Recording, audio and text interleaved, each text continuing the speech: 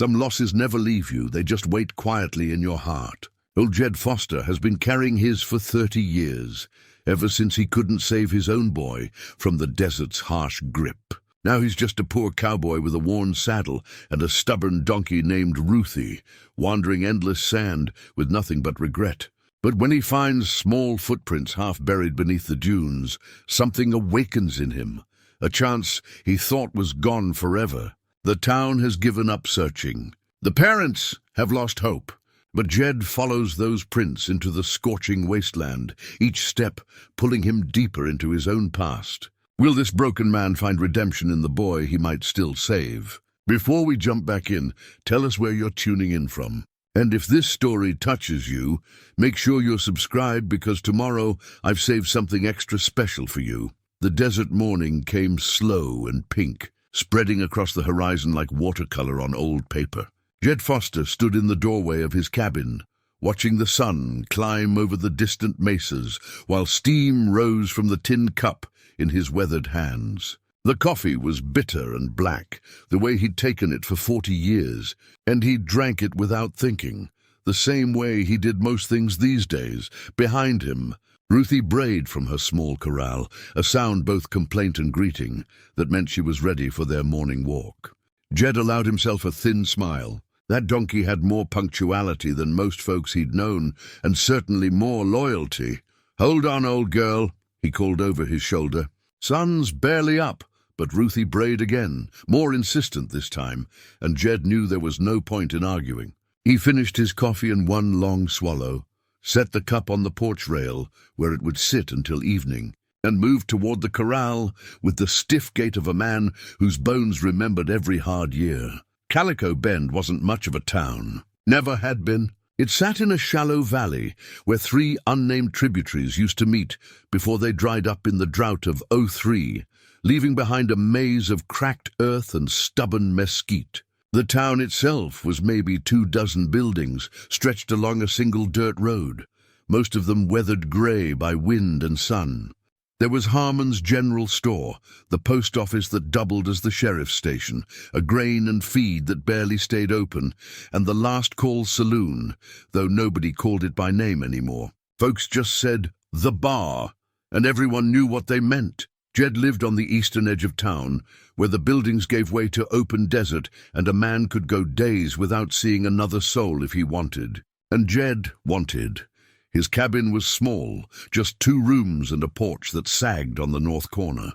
He'd built it himself 32 years ago when Sarah was still alive and Michael was just learning to walk. Back then it had been full of life. Sarah's cooking smells, Michael's laughter, the sound of a family making a home. Now it was just walls and a roof, furniture that hadn't moved in decades, and silence thick enough to choke on. He kept it clean, though. That was something. Every morning he swept the floors, made his bed with hospital corners Sarah had taught him, and washed his single plate and cup. Order was all he had left, and he clung to it the way drowning men cling to driftwood. Ruthie's corral was made of weathered posts and rusted wire, but it was sturdy. Jed had rebuilt it twice over the years, and each time he'd made it stronger. The donkey herself was gray and shaggy, with intelligent dark eyes and a disposition that ranged from stubborn to ornery depending on her mood. Jed had bought her from a traveling trader 12 years back, thinking maybe the company would help. It hadn't, not really. But Ruthie had stayed, and that was something too. "Come on then," Jed said, opening the gate. He didn't need a lead rope. Ruthie followed him the way she always did, her hooves making soft sounds in the dust. They walked the same route every morning, east along the ridgeline, then south toward the old mission ruins, then back through the wash, where a few cottonwoods still survived on underground water. It took about 2 hours, and in that time Jed might see a roadrunner or a jackrabbit, maybe a coyote in the distance. Once in a while he'd spot a hawk riding the thermals, and he'd stop to watch it, remembering when Michael used to point them out with small, excited fingers. The desert had a beauty most folks missed.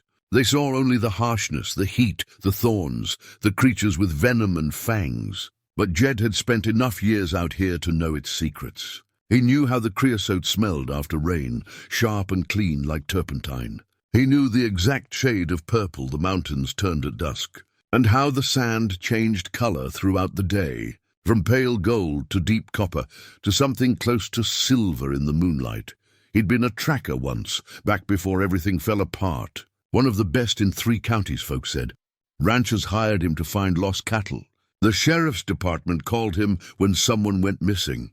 He could read the desert the way other men read newspapers, seeing stories in bent grass and disturbed pebbles, in the pattern of bird flights and the direction of spider webs. That was before Michael. The boy had been 7 years old, small for his age but tough and curious like his mother. He'd wanted to come along on one of Jed's tracking jobs, a simple one, finding a rancher's prize bull that had broken through a fence. Jed had said yes. Why wouldn't he? It was barely a mile from home, and the boy needed to learn, except Jed had gotten distracted.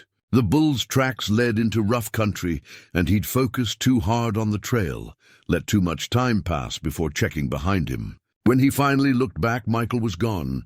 They'd searched for 3 days. Every able man and woman in Calico Bend, plus volunteers from 2 other towns. They'd brought dogs and horses, covered 100 square miles of desert in an ever-widening spiral.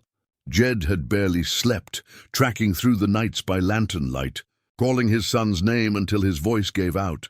On the 3rd day, he'd found the boy at the bottom of a ravine, lying still in the shade of an overhang.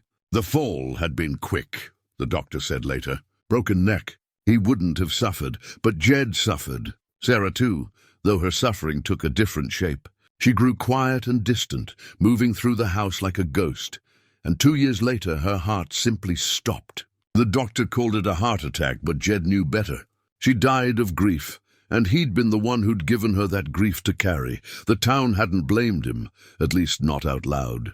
But Jed blamed himself enough for everyone. He'd stopped tracking, stopped guiding, stopped doing much of anything except the bare minimum to survive. The few friends he'd had drifted away, uncomfortable with his silence and sadness. And Jed let them go. He deserved to be alone. This morning, though, something felt different. Ruthie seemed restless, stopping to test the air with her nostrils, her ears swiveling forward. Jed noticed but didn't think much of it. Probably a coyote had passed through in the night, or a snake was sunning itself somewhere nearby. They reached Harmon's general store just as it opened. Jed didn't usually come into town this early, but they were low on cornmeal, and Ruthie needed fresh oats. The store sat at the center of town, a squat building with a porch where old-timers like to gather and complain about weather and politics and the general decline of everything. This morning, 3 men sat on the bench outside. Earl Simmons, Pete Garcia, and Wade Cooper. They nodded at Jed as he tied Ruthie to the hitching post. Jed, Earl said. He was the oldest of the 3, maybe 70, with a face like weathered leather. Morning, Jed replied, not stopping for conversation, but Pete spoke up anyway. Terrible thing about the Martinez boy. Jed paused at the door. What's that? You haven't heard. Wade leaned forward, eager to share. Tommy Martinez went missing 3 days ago. Just vanished into the desert. They've been searching, but... He shook his head. Sheriff called it off yesterday. Says there's no point after this long. Something cold settled in Jed's chest. How old? 8, Pete said. Small kid. Good family. His folks are just torn apart. Jed's hand tightened on the door handle. 8 years old. 1 year older than Michael had been. Where'd he go missing from? Their place out on Canyon Road, Earl said. Was playing in the yard 1 minute, gone the next. Maria, that's the mother. She said she just turned her back for a second. The cold spread through Jed's body. He knew that guilt. Knew exactly what that mother was feeling right now. That horrible replay loop of if only, if only, if only. Search covered 12 square miles, Wade continued. Dogs couldn't pick up a trail. Sheriff thinks maybe the boy fell in one of those old mine shafts out that way. Says, he paused, glancing at Jed. Says it's best to accept he's gone. Jed pushed through the door without responding. Inside, the store smelled of dry goods and dust. Clara Harmon stood behind the counter, a sturdy woman in her 50s who'd run the place since her husband died. Morning, Jed, she said, her voice gentler than usual. Heard you talking to the boys outside. Awful business with the Martinez child. Jed nodded and moved toward the supplies he needed. He didn't want to talk about it. Didn't want to think about it. They're good people, the Martinez family, Clara continued anyway. Carlos works at the grain elevator. Maria cleans houses. They don't have much, but they work hard. That boy was their whole world. Jed set the cornmeal and oats on the counter, counting out exact change from his pocket. Clara rang it up slowly, watching him. You used to be the best tracker in the county, Jed, before... She caught herself. I just mean, maybe you could... No, Jed said flatly. But if there's any chance... I said no. He took his supplies and left, the bell above the door jangling harsh in the quiet morning. Outside, the three old men had gone silent, and Jed felt their eyes on him as he loaded his purchases into Ruthie's saddlebags. His hands shook slightly as he worked, and he hated himself for it. Hated the weakness. Hated the memories flooding back. Hated that after 30 years, the pain could still feel this fresh. He led Ruthie away from town, back toward his cabin, walking faster than usual. But even as he walked, part of his mind had already started working against his will. 3 days missing. 8 years old. Dogs couldn't find a trail.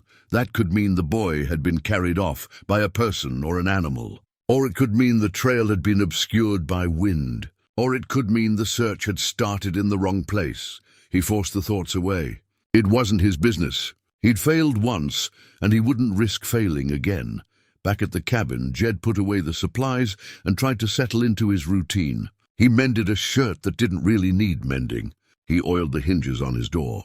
He sat on the porch and stared at the horizon, watching heat waves shimmer across the sand. But his mind kept drifting to the boy, Tommy, 8 years old, out there somewhere in that vast, merciless desert.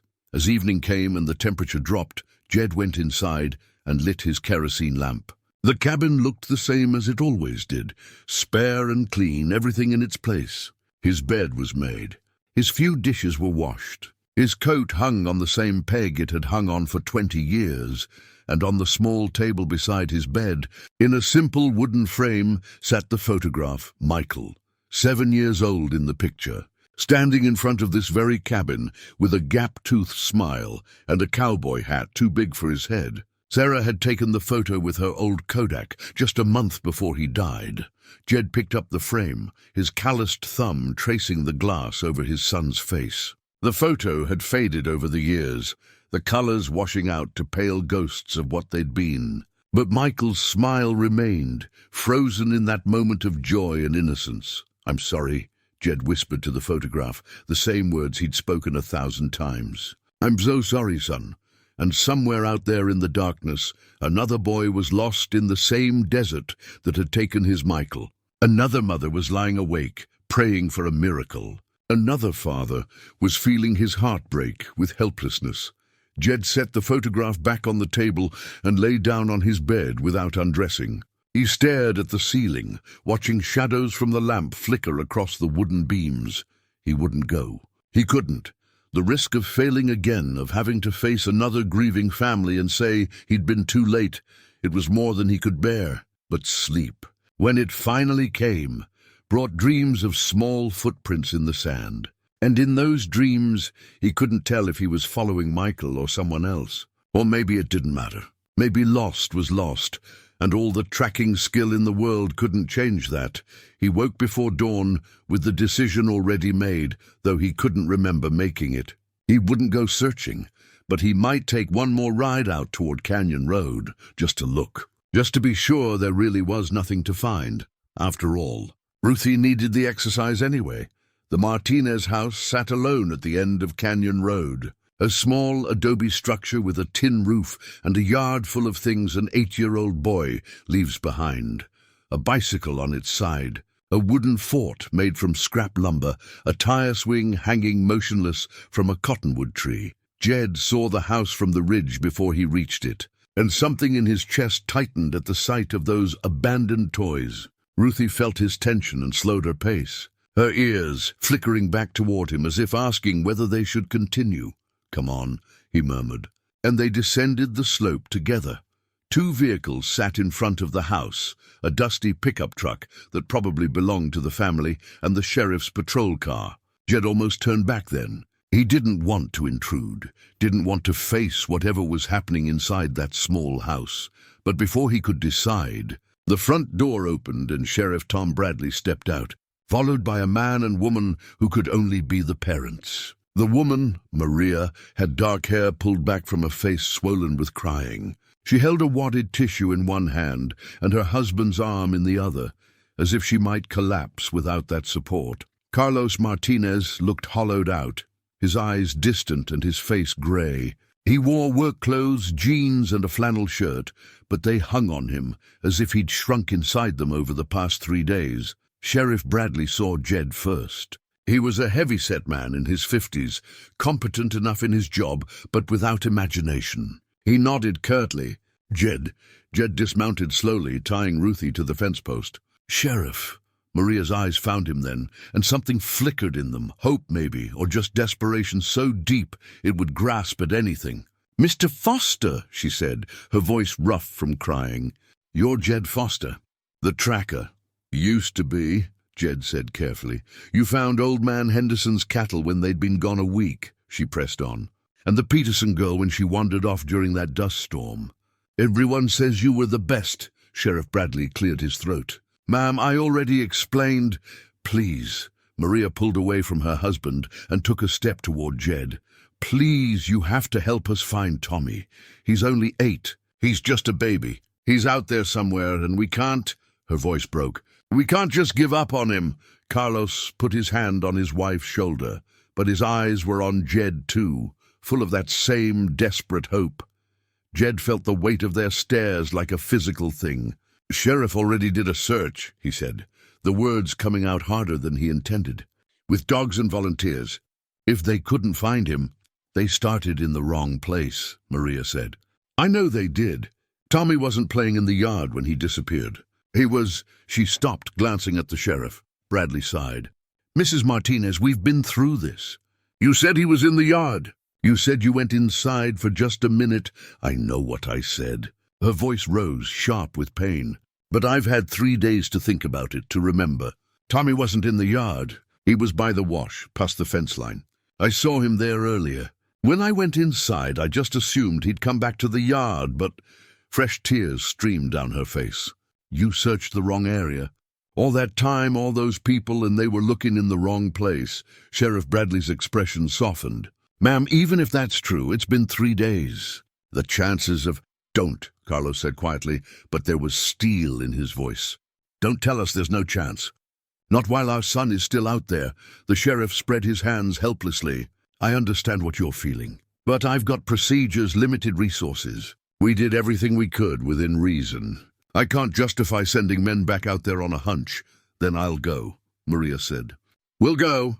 We'll search ourselves. In this heat?" Bradley shook his head. "Without training? You'd just end up needing rescue yourselves. I'm sorry, but I can't allow it." Jed watched this exchange from the periphery, feeling like he was watching a scene from his own past play out again. Different people, different house, but the same helpless grief, the same impossible situation. When the sheriff had told him and Sarah to stop searching, to accept that Michael was gone, Jed had wanted to hit him, had wanted to scream that they didn't understand, that he couldn't stop, that stopping meant admitting failure. He'd stopped anyway, eventually, and he'd found his son's body alone 2 days later. When everyone else had given up, Maria turned to him again, and this time she walked right up to him, close enough that he could see every line of pain etched in her face. "My son is alive," she said. "A mother knows. I can feel it. He's out there and he's scared, and he's waiting for someone to find him. Please, Mr. Foster, you're our last hope." "Ma'am, Jed's throat closed up. He couldn't do this. Couldn't risk living through that failure again." But Maria reached out and took his weathered hand in both of hers. Her hands were small and work-roughened, and they shook as she held his. "You lost a son," she said softly. "I know, everyone knows. I can't imagine what that was like. But you have a chance now to stop another mother from feeling that pain. Maybe," her voice wavered, "maybe this is why God let you survive it. So you could save someone else's child." The words hit Jed like a fist to the chest. He pulled his hand back, suddenly angry. "You don't know what you're asking. I'm asking you to try, Maria said simply. That's all. Just try, Sheriff Bradley intervened. Jed, look, I understand she's desperate, but be realistic. The boy's been out there 3 days with no water, no shelter. Even if he's alive, which is unlikely, finding him now is next to impossible. You found my son, Jed said quietly, surprising himself. Bradley blinked. What? 30 years ago, Michael. You were part of the search party. You didn't give up after 3 days. Read longer, or because you just didn't care as much this time? The sheriff's face flushed. Now that's not fair. You're right, Jed held up a hand. That wasn't fair. But the point stands. 3 days isn't 5 days, isn't a week. And if the search started in the wrong place, then those 3 days don't mean as much as you think. He looked at Maria and Carlos, seeing the desperate hope flare brighter in their eyes. Against his better judgment, against every instinct telling him to protect himself from more pain, he heard himself say, I'll take one more look. That's all I'm promising. One look. Maria's sob was half relief, half disbelief. Thank you. Oh, thank you. Don't thank me yet, Jed said roughly. And don't get your hopes up. Sheriff's probably right, but I'll look. He left them standing there, the parents clinging to each other, the sheriff looking frustrated and concerned, and rode Ruthie north toward the wash Maria had mentioned. The land here was broken and rough, cut through with dry creek beds and dotted with creosote and cholla. Jed worked methodically, the way he used to, reading the ground with eyes that hadn't done this in 3 decades, but still remembered how. And there, where the wash bent east and the sand was sheltered from the wind, he found them, footprints small, child-sized, leading away from the house and into the open desert. His heart hammered as he dismounted and knelt beside the prints. They were faint, partially filled with blown sand, but they were there. The boy had been wearing sneakers, he could tell from the pattern, and the stride was uneven, one foot dragging slightly. Scared, maybe, or already hurt. Jed followed the prints on foot, leading Ruthie behind him. They wound north and east, sometimes clear, sometimes disappearing entirely where the wind had erased them. But Jed could read the spaces between, could guess where the boy would have stepped, based on terrain and the logic of movement. 100 yards from the house, he found it snagged on a cholla cactus, a scrap of red fabric, torn and faded by sun and wind. He pulled it free carefully, mindful of the cactus spines, and held it up to the light. Cotton, cheap material, part of a bandana maybe, or a neckerchief. The kind of thing a boy might wear playing cowboys. The kind of thing Tommy Martinez might have been wearing when he walked into the desert alone. Jed stood there for a long moment, the fabric in his hand, the footprints leading away into the vastness ahead. Every rational part of his mind said to turn back, to tell the parents he'd tried but found nothing meaningful, to protect himself from the agony of another failure. But he thought of Maria's hands shaking as she held his, thought of Carlos's hollow eyes, thought of what it felt like to know your child was out there somewhere, beyond reach, beyond help, and he thought of Michael's photograph sitting on his bedside table, that frozen smile, that moment of joy he'd been too distracted to appreciate when it was real. All right, he said quietly to Ruthie. All right, we're doing this. He rode back to his cabin in the fading afternoon light and moved with purpose for the first time in 30 years. He packed light. Bedroll, 2 canteens of water, jerky, cornmeal, matches, his old tracking knife. He found his first aid kit, dusty but intact, and added it to Ruthie's saddlebags. He took his wide-brimmed hat and his canvas duster, practical protection against sun and cold, and from the drawer beside his bed, he took Michael's old compass. He held it for a long moment, feeling the cool brass against his palm, then slipped it into his pocket. He didn't allow himself to think too much about what he was doing or why. Didn't let himself dwell on the odds or the probable outcome. He just moved, preparing, readying himself for whatever came next. At the door, he paused and looked back at his cabin. It looked the same as always, neat, spare, empty. If he didn't come back, nobody would probably notice for weeks. His few possessions would sit here collecting dust until someone finally came to clear them out. The thought didn't bother him as much as it should have. He locked the door behind him, climbed onto Ruthie's back, and turned her toward the desert. The sun was setting now, painting the sky in shades of orange and red. Tomorrow morning he'd pick up Tommy's trail where he'd left it. Tonight he'd camp at the wash, rest while he could. Behind him, Calico Ben disappeared in the gathering dusk. Ahead lay only sand and stone and the fading footprints of a lost boy. Jed urged Ruthie forward into the emptiness, and for the first time in 3 decades, he felt something like purpose stirring in his chest. Dawn came cold and clear, the way it always did in the desert. Jed woke before the sun broke the horizon, his back stiff from sleeping on the ground, and his bones aching in that way they did now that he was past 60.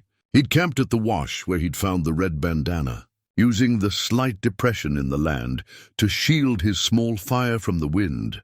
Ruthie stood where he'd hobbled her, placidly chewing on a patch of dried grass that somehow survived in the sandy soil. She looked at him with those dark, intelligent eyes as if to say it was about time he woke up. "Morning to you too," Jed muttered, working the kinks out of his shoulders. He ate a cold breakfast of jerky and water, not wanting to waste time building another fire. The boy's trail was already 3 days old, closer to 4 now. Every hour mattered, though Jed tried not to think too hard about what 4 days in the desert meant for a child. Dehydration, exposure. The cold desert nights could kill as surely as the hot days. He checked his supplies, making sure the water canteens were secure and accessible. 2 gallons, maybe 3 days' worth if he was careful, and Ruthie didn't need too much. He'd brought extra for the boy when he found him. That kind of optimism was dangerous, he knew, but he allowed himself the small hope anyway. The sun climbed as Jed returned to where the trail led away from the wash. The footprints were still there, faint but readable if you knew what to look for. And Jed knew. His eyes might be older, but they remembered this language, the angle of a print, the depth, the spacing between steps. The boy had been moving fast at first, the prints showing evidence of a run or a quick walk. Scared, probably, maybe running from something or running towards something he thought was safety. But as Jed followed the trail deeper into the desert, the pattern changed. The prints became more erratic, sometimes doubling back, sometimes veering off at odd angles. Lost. The boy had realized he was lost. Jed felt that realization like a punch to the gut. This was the moment when fear turned to panic, when a child stopped thinking and started just moving, hoping any direction would lead home. It was the most dangerous moment, the point where most people made fatal mistakes, but Tommy Martinez hadn't died here. His prints continued, growing steadier after that initial panic. The boy had gotten control of himself, or maybe exhaustion had simply slowed him down. Either way, he'd started moving with more purpose, following the natural contours of the land, staying in the low places where shade might exist. "Smart kid," Jed said to Ruthie. The donkey's ears twitched, and she continued her steady plod alongside him. The terrain grew rougher as the morning wore on. The wash gave way to open desert, then to a field of scattered boulders that had tumbled down from the distant mesas centuries ago. The rocks held heat like furnaces, and by midday the air shimmered and danced in waves that made distances impossible to judge. Jed stopped in the shade of a large boulder to rest and give Ruthie water. He poured some into his battered tin cup and let her drink, then took a careful swallow himself. The water was warm and tasted of metal, but it was wet, and that was all that mattered. As he waited for the worst heat to pass, his mind drifted to another day, another desert trail. Michael had been 5, no 6, and Jed was teaching him to read tracks. They'd found a coyote trail near the cabin, and Jed had knelt in the dust with his son beside him, pointing out how the prints told a story. "See how deep this print is?" Jed had said, his finger hovering just above the paw mark. "That means he was moving slow here, putting his full weight down. But look at this one. See how it's just the toes? That's when he started running." Michael's eyes had been wide with wonder. Why'd he start running?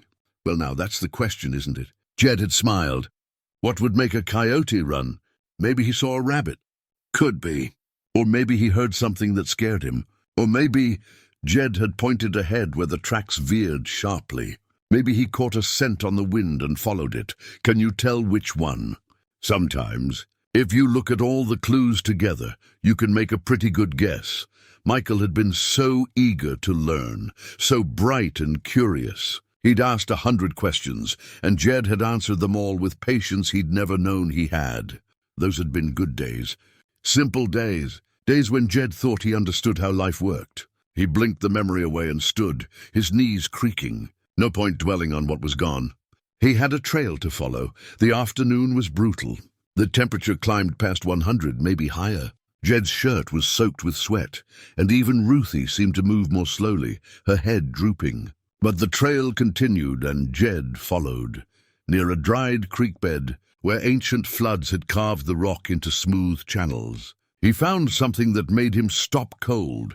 Half buried in the sand at the base of a wind-carved stone sat a small plastic soldier, the kind you could buy in a bag of a dozen at any store. The kind boys carried in their pockets and played with while they waited or walked or thought about battles and adventures. Jed knelt carefully and picked it up, brushing the sand away. It was green plastic, maybe 2 inches tall, frozen in a pose, with a rifle held ready. One of the rifle's tiny barrels was broken off, and the paint had worn away from the soldier's face, but it was whole and clearly intentional. The boy had left it there. Not dropped it, left it. Placed it carefully in a spot where it might be found. Jed's throat tightened. The kid was marking his trail, trying to leave a path for someone to follow. That took presence of mind and hope, 2 things most lost children ran out of fast. "You're a smart one, Tommy," Jed said softly. "Real smart." He slipped the soldier into his pocket and studied the area more carefully. The boy's prints were clearer here, protected by the overhang. They showed he'd stopped and rested in this spot, probably in the shade. There were marks where he'd sat down, shallow depressions in the sand. And there, a darker stain that might have been water. The boy had water with him, at least at this point. Another good sign, but the prints leading away showed something else. One foot was dragging more than before, leaving a scuff mark in the sand. Injury, maybe, or just exhaustion. Either way, the boy was slowing down, and that meant Jed was gaining on him. He followed the trail for another 2 hours before the light started to fade. The prints led generally north and east, toward a range of low hills marked by ancient volcanic rock. Somewhere beyond those hills lay the old mission ruins, and beyond that, abandoned homesteads and mine shafts. Dangerous country. Country where a child could disappear forever. Jed made camp as the sun touched the horizon, finding a spot sheltered by a cluster of stunted mesquite trees. He built a small fire, more for comfort than warmth, and heated water for coffee. Ruthie stood nearby. Her weight shifted onto 3 legs as she rested the 4th, and Jed felt a wave of gratitude for the animal's steady presence. "We're gaining on him," he told her, his voice rough. "Another day, maybe 2, and we'll catch up." Ruthie's ear flicked, but she didn't otherwise respond.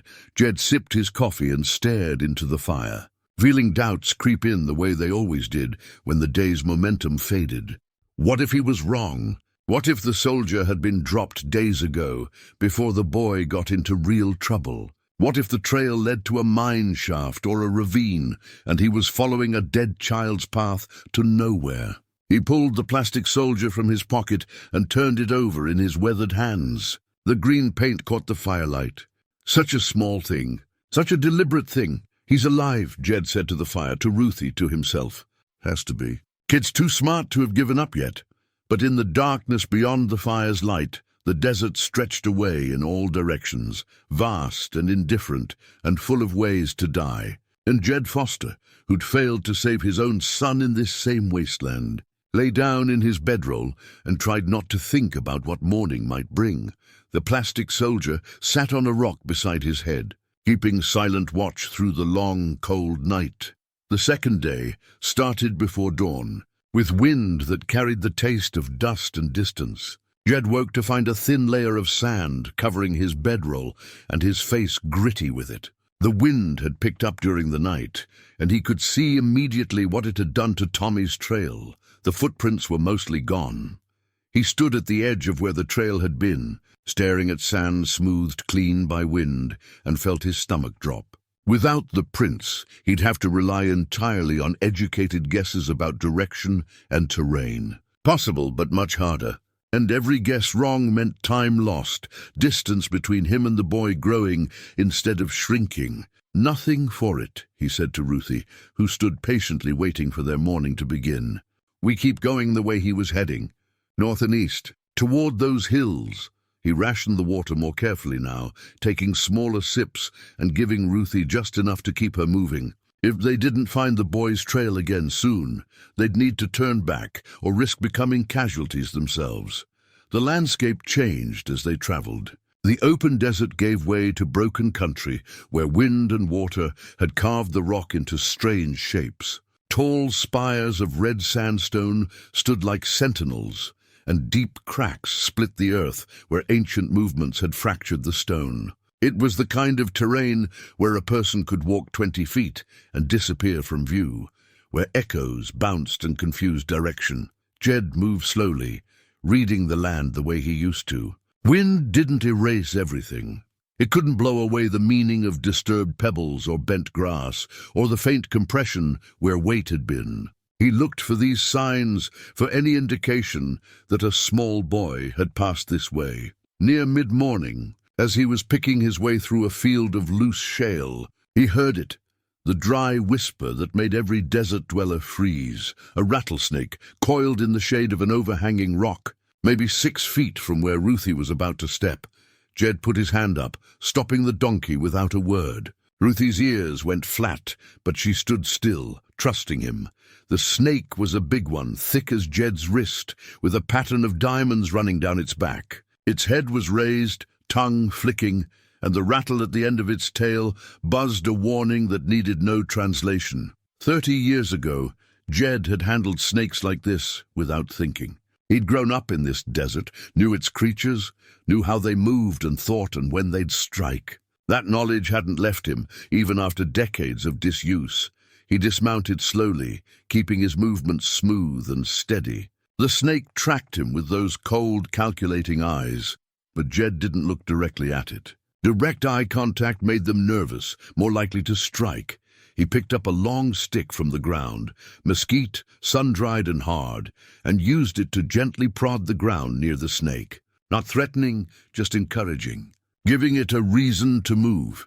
The snake held its ground for a moment, rattle buzzing louder, then suddenly uncoiled and slithered away into a crack between the rocks. Gone in seconds, as if it had never been there.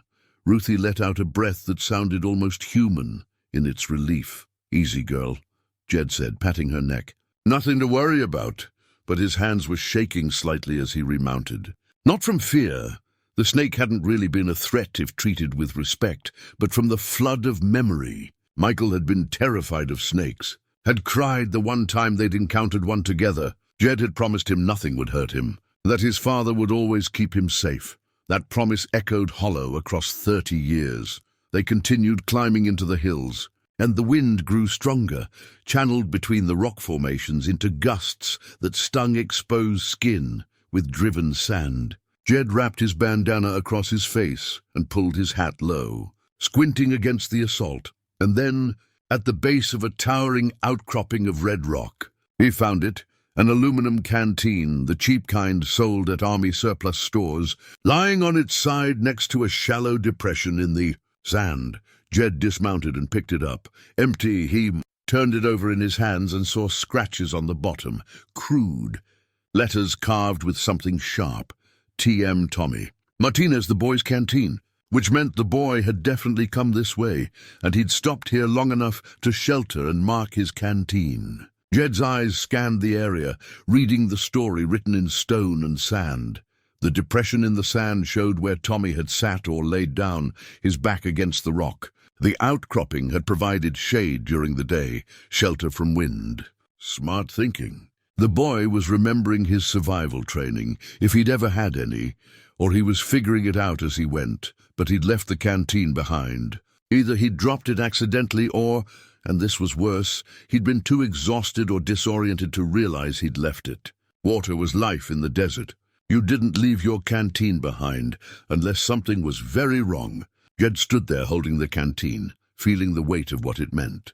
The boy had made it this far, 2, maybe 3 days into his journey. But he was running on empty now. No water, probably no food. And the trail ahead led into even rougher country. A memory rose unbidden.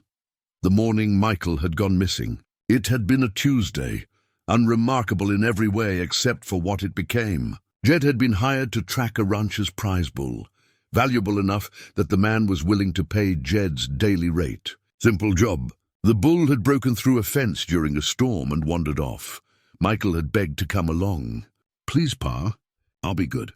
I won't slow you down." Sarah had been hesitant, but Jed had waved away her concerns. "Boys got to learn sometime.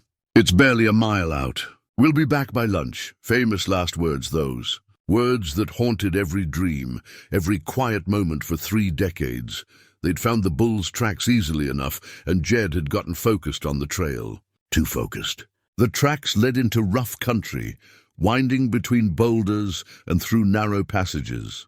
Jed had called back to Michael periodically, "You keeping up, son?" and heard the boy's voice responding, "Yes, Pa," until he didn't hear it anymore. Jed had turned around, finally looking behind him, and Michael was gone. Vanished as completely as if the desert had swallowed him whole. The panic that followed, Jed had never felt anything like it before or since. Running back along the trail, calling his son's name, his voice getting hoarse and desperate. Finding no trace, no sign, nothing but empty desert and rocks that revealed nothing. By the time he'd gotten help and organized a search party, precious hours had been lost. Hours that might have made the difference. "Not this time," Jed said aloud, his voice hard. "Not again." He hung the canteen on Ruthie's saddle and continued following the direction Tommy had been heading. The prints were gone, but Jed could read intention in the landscape itself. The boy had been moving toward the hills because they promised shelter and possibly water. There were springs in these hills, rare and small, but they existed. A child who'd grown up near the desert might know that. The sun climbed, and the day grew brutal. Jed's lips cracked and bled. His skin felt tight and sun-scorched, despite his hat and long sleeves. The physical toll of 2 days in the desert was mounting. Exhaustion, dehydration, the constant stress of tracking. He wasn't young anymore, and his body reminded him of that with every step, but he pressed on, through narrow passages, where he had to lead Ruthie carefully over loose rock, up slopes where the thin air made him gasp, across flat expanses where heat waves made the horizon shimmer and dance with false promises of water. Late in the afternoon, as shadows began to lengthen, he spotted something in the distance that made his heart quicken. Rising from behind a low ridge were the broken walls of the old missionary ruins. He'd been right. Tommy was heading this way, toward the only landmarks visible in this empty country. The ruins had been abandoned for over a century, built by Spanish missionaries, trying to convert the local tribes, and then abandoned when disease and hardship made the mission impossible. Now only walls remained, crumbling adobe and scattered stones. But they still provided shelter of a sort. If Tommy had made it that far, if he'd seen those walls rising from the desert, he might have had a destination, a goal to keep him moving. Jed urged Ruthie forward with renewed determination. They could reach the ruins by dark if they pushed. And if Tommy had stopped there, if he'd found shelter in those old walls, there might still be time, might still be a chance. Night fell fast in the desert, the way it always did. One moment there was light, and the next moment the world was dark, except for stars so bright and numerous they seemed close enough to touch. The temperature plummeted, going from scorching hot to brutally cold in the span of an hour. Jed made camp a quarter-mile from the ruins, not wanting to stumble through them in darkness. He built no fire, couldn't spare the time to gather fuel, and simply wrapped himself in his blanket and pressed against Ruthie's warm bulk. The donkey didn't mind. She stood still, chewing on the bit of grain Jed had given her, and let the old man lean against her flank for warmth. "Tomorrow," Jed told her, his voice barely a whisper in the cold darkness. "Tomorrow we find him. Has to be tomorrow, because 4 days in the desert with no water was close to the limit of human endurance. Much longer, and they wouldn't be searching for a boy to rescue. They'd be searching for a body to bring home. Jed closed his eyes and tried not to think about that. Tried not to remember finding Michael's small body at the bottom of that ravine. Tried not to imagine Tommy Martinez lying somewhere similar. Alone and scared and beyond help, he clutched the carved canteen against his chest like a promise. TM, 2 letters, scratched into metal by a boy who believed someone would find him. "I'm coming," Jed whispered to the darkness. "Hold on just a little longer. I'm coming." Dawn on the 3rd day brought clarity so sharp it hurt to look at. The air was thin and clean, the sky pale blue, fading to white at the horizons. And the missionary ruins stood stark against the morning light, broken walls reaching toward heaven like prayers left unanswered. Jed approached them slowly, his heart hammering despite his attempts to stay calm. This was the moment of truth. Either Tommy had made it this far and found shelter, or the ruins would be empty, and the trail would continue into even more unforgiving country. The main structure was mostly collapsed, just fragments of adobe walls and scattered timbers from what had once been a roof. But a smaller building, probably a storage room or sleeping quarters, remained partially intact, 3 walls still standing and enough roof to provide shade. Jed searched it thoroughly. No boy, no sign of recent occupation. Just dust and debris and the nests of pack rats that had claimed the space long ago. His disappointment was sharp, but not unexpected. Tommy had either missed the ruins entirely or passed them by, still moving toward whatever goal his child's mind had fixed upon. Jed widened his search, circling the ruins in an expanding spiral, looking for any sign of passage.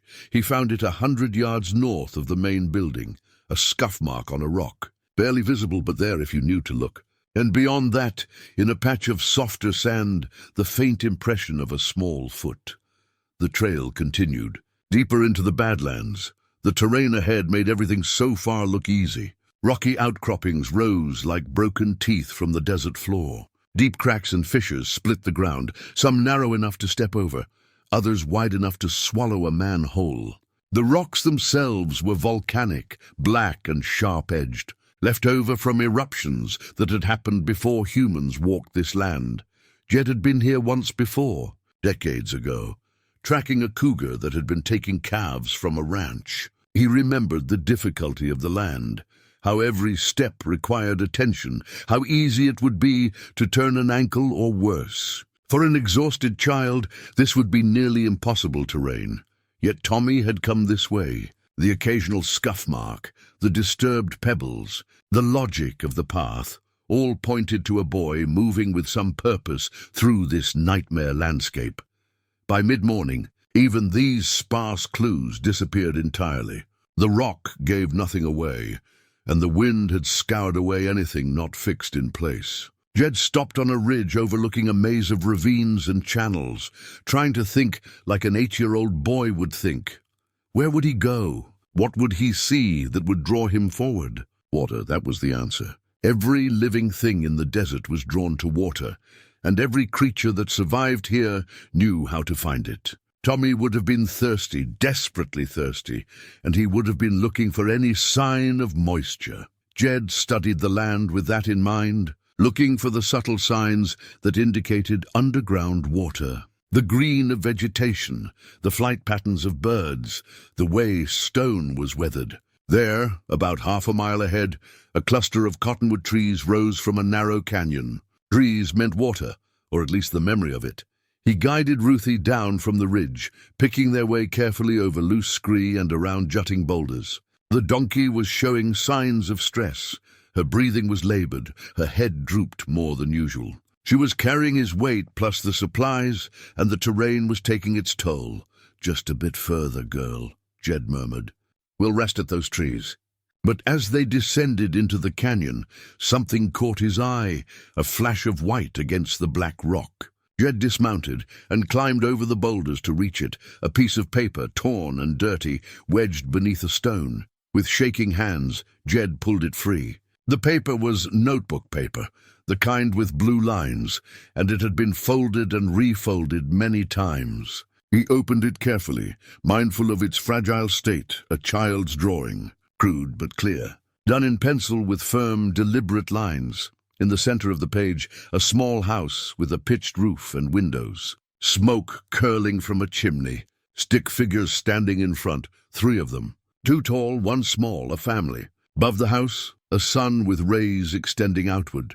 And at the bottom of the page, in careful block letters, home. Jed's vision blurred. He blinked hard, forcing the tears back, but his chest felt like someone was squeezing it in a vice.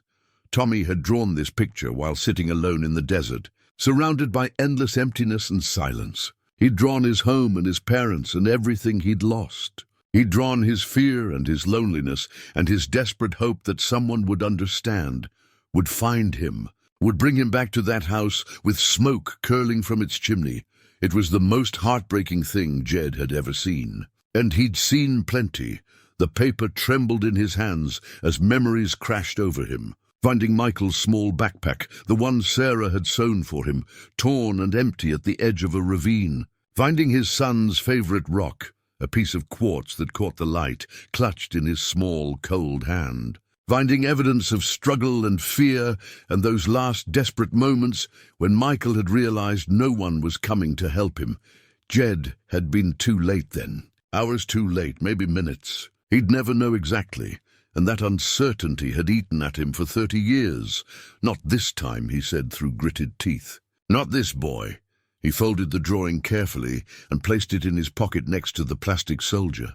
Then he continued down into the canyon, moving faster now, driven by the image of that house and those stick figures and the word home written in a child's careful hand. The cottonwood trees stood in a cluster where a spring had once run year-round. Now it was mostly dry, just damp sand and a trickle of water that disappeared into the ground almost immediately. But the dampness was there, and that meant Tommy might have found enough to wet his lips, maybe even fill his canteen if he'd still had it. Jed searched the area thoroughly. Signs of occupation were clear now. Disturbed sand, where someone had knelt. Handprints on the rocks, and most telling, a small shelter constructed from dead branches and tumbleweeds. The boy had stopped here, had tried to create shade, had conserved his energy during the worst heat. All the right moves. Tommy Martinez was tougher and smarter than anyone had given him credit for. He was surviving against odds that would have killed most adults. But the trail leading away from the spring showed deterioration. The gait was uneven now, 1 foot dragging consistently. The boy was hurt or exhausted or both, and the direction he'd chosen led deeper into the Badlands, toward country that didn't forgive mistakes. Jed was filling his canteen from the trickle of spring water when Ruthie suddenly raised her head, ears pricked forward. A moment later Jed heard it too, a harsh, croaking call that echoed off the canyon walls. He looked up and felt his blood turn cold. Vultures, at least a dozen of them, circling in the sky perhaps half a mile ahead. Their distinctive shape, wings held in a shallow V, red heads turning as they scanned the ground below, was unmistakable. Something dead or dying lay ahead. And vultures didn't gather for no reason. Jed's hands moved on their own, checking supplies, tightening Ruthie's saddle, preparing for whatever came next. But his mind was screaming, a wordless denial that refused to accept what those circling birds probably meant. He thought of the drawing in his pocket, the house, the family. The word home, come on, he said to Ruthie, his voice harsh. Move. He led the donkey at a near run, faster than was safe on this treacherous ground, ignoring his aching legs and burning lungs. The vultures circled ahead, patient and certain, and with every step Jed took toward them, his dread grew heavier. 4 days in the desert. No water, little food, injuries. The odds had always been against them. Maybe the odds had finally won, but he wouldn't stop, wouldn't slow down. Even if all he could do now was bring the boy's body home to his grieving parents, he would do that much. He owed them that, owed Tommy that, owed himself the chance to not fail completely this time. The vulture's shadows passed over him as he ran, dark shapes sliding across the hot stone like omens. And ahead, somewhere beneath those circling birds, lay the answer to the question that had been driving him forward for 3 days. Jed ran toward that answer, his heart pounding, his breath ragged. and the child's drawing pressing against his chest like a weight he couldn't bear but wouldn't put down. The vultures had gathered around a dead coyote. Jed stood 50 feet away, hands on his knees, gasping for breath, staring at the carcass being picked apart by the scavenger birds. Not a child, not Tommy, just a coyote that had probably died of thirst or old age or one of 100 things that killed in the desert. Relief hit him so hard he had to sit down. He dropped onto a rock, his legs giving out, and put his face in his hands. The fear that had driven him forward at a run drained away, leaving him hollow and shaking. Ruthie nudged his shoulder with her nose, a gentle gesture that might have been concern, or just a request to keep moving. Jed reached up and patted her neck, grateful for the contact. "Okay," he said after a moment, his voice rough. "Okay, not him. We keep going," but first he had to catch his breath and let his heart slow down. The run across rough ground had taken more out of him than he wanted to admit. His chest ached, his vision swam with dark spots, and his hands trembled as he took a drink from his canteen. Not as young as he used to be, not by a long shot. After a few minutes he stood and surveyed the area. Tommy's trail was harder to spot here. The ground was mostly rock, with little sand to hold impressions. But Jed could still read the signs if he looked carefully. A pebble displaced here, a scratch on stone there, the logic of movement through difficult terrain. The boy had passed the dead coyote, probably before the vultures arrived, and continued north, deeper into the Badlands. Toward the most dangerous part of the desert, Jed knew what lay ahead. Old mining claims from the Silver Rush days, abandoned and forgotten. Shaft openings hidden by brush and time. Tunnels that led down into darkness, where men had once searched for wealth and found only disappointment and sometimes death. A child stumbling through that country, exhausted and disoriented, could fall into a shaft and never be found. The thought made Jed's stomach clench. He urged Ruthie forward, but the donkey hesitated. She planted her feet and her ears went flat, a clear sign of distress. "I know, girl," Jed said quietly. "I know it's dangerous, but we have to." Ruthie allowed herself to be led, but slowly, her head low and her steps careful. Smart animal. She could sense the wrongness of this place, the way the land felt unstable and treacherous. The afternoon sun beat down mercilessly, and the black volcanic rock radiated heat like an oven. Jed felt like he was being cooked alive inside his clothes. Sweat ran down his back, and his mouth was dry no matter how much water he sipped, and then the wind picked up. It came from the west, hot and fierce, carrying with it a wall of dust that turned the sky from blue to brown in minutes. A dust storm, the kind that could strip paint off wood and blind a man if he wasn't careful. Jed pulled his bandana up over his nose and mouth and squinted against the assault. He needed shelter fast, but this God-forsaken country offered little in the way of protection. That's when he remembered Michael's compass. He'd been carrying it for 3 days, tucked in his pocket, but he hadn't used it. Hadn't been able to bring himself to take it out and look at it. Too many memories attached to that small brass circle. Too much pain. But now, with visibility dropping to a few feet and the wind howling around them, Jed needed to stay oriented. Needed to keep moving in the right direction or risk losing Tommy's trail completely.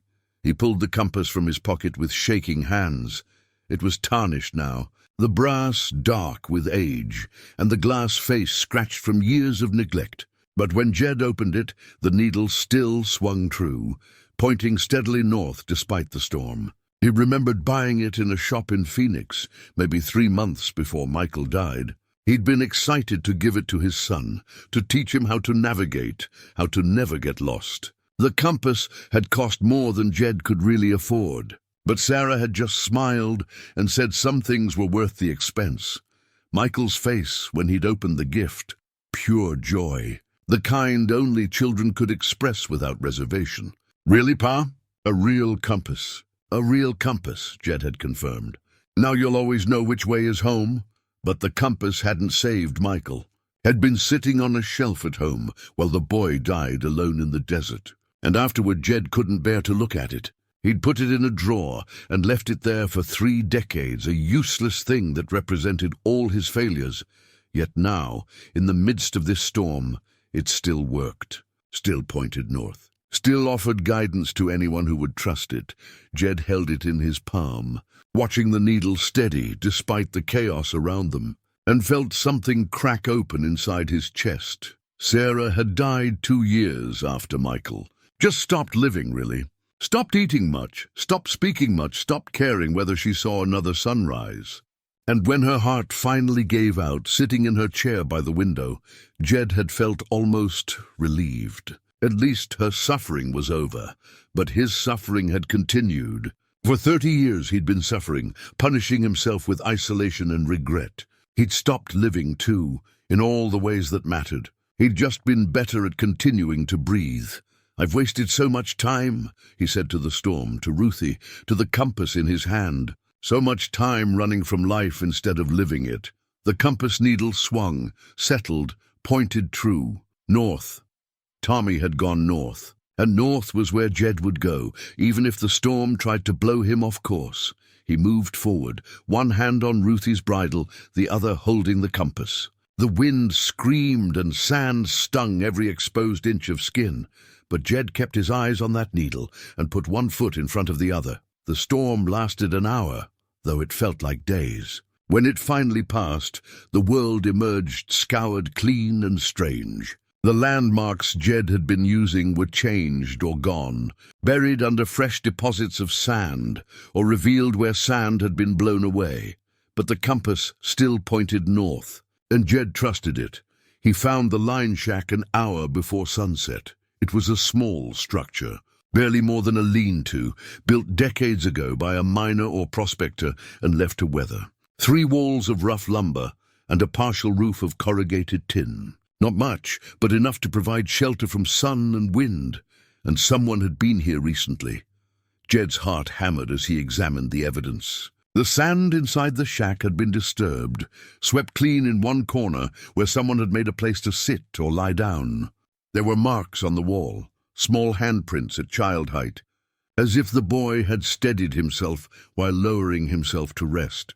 And most telling, a pile of small stones arranged in a deliberate pattern near the entrance. Not random, arranged. Like someone had been occupying their time, their hands, their fear with the simple act of stacking stones. Tommy had been here, had found this shelter and rested in it. How long ago? The sand inside was slightly damp from the storm, which meant the impressions were fresh, maybe a day old, maybe less. Jed was getting close. The gap was narrowing.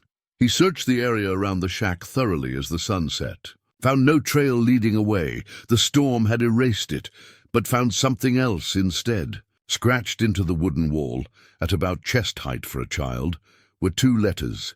T.M. Tommy Martinez, leaving another marker. Another sign that he'd been here, that he was still thinking clearly enough to leave messages. "Smart boy," Jed whispered, running his fingers over the carved letters. "You're a fighter, aren't you?"